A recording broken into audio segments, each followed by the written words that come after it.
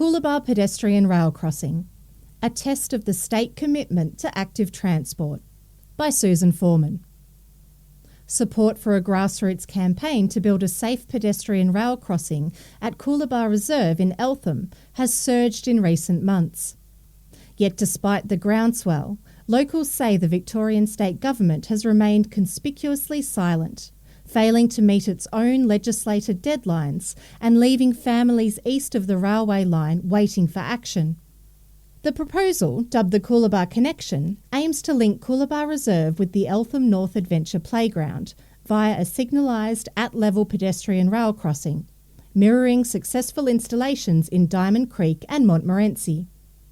The crossing would provide safe, direct access to Eltham North Primary School and a cluster of community facilities, including Edendale Farm, the Diamond Creek Trail and multiple sporting grounds.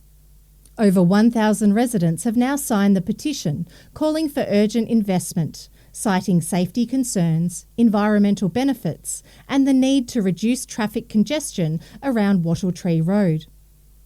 In February 2025, Nillumbik Council voted unanimously to accept the petition, with the Edendale and Swipers Gully ward councillors tabling the petition and encouraging council to endorse the idea.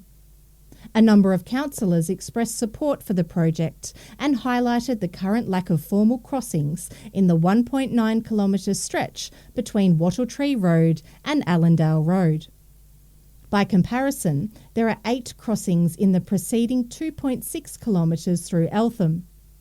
This infrastructure gap effectively severs the eastern residential community from key services on the western side of the tracks, forcing families into cars and contributing to peak hour gridlock. The proposed crossing would dramatically reshape the walkability of Eltham, nearly doubling the residential area within a 20-minute walk of Eltham North Primary School. Currently, the railway line acts as a hard barrier, cutting off hundreds of families east of the tracks from safe pedestrian access to the school and surrounding amenities.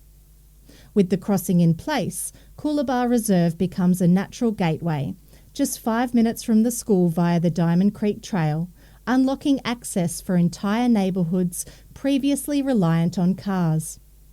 This shift would not only make walking a practical option for school-aged children, but also support broader goals around reducing traffic congestion, improving community health, and fostering a more connected, inclusive suburb.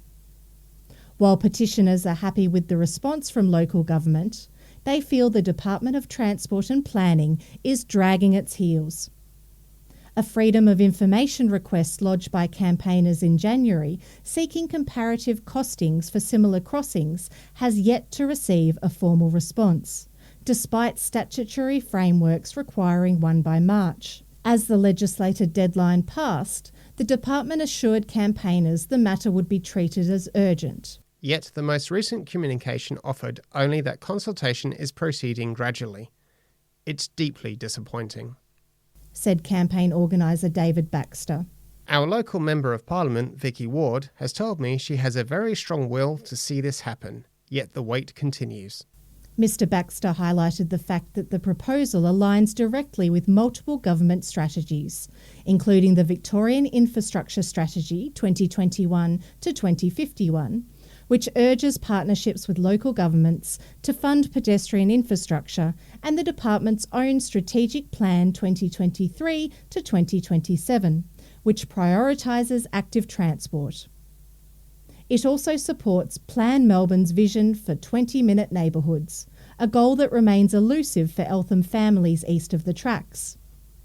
With Nillumbik's Integrated Transport Strategy 2024 highlighting that 56% of households include children under 15 and only 25% of students walk to school, the Coolabah Connection represents a ready-made opportunity to reverse these trends.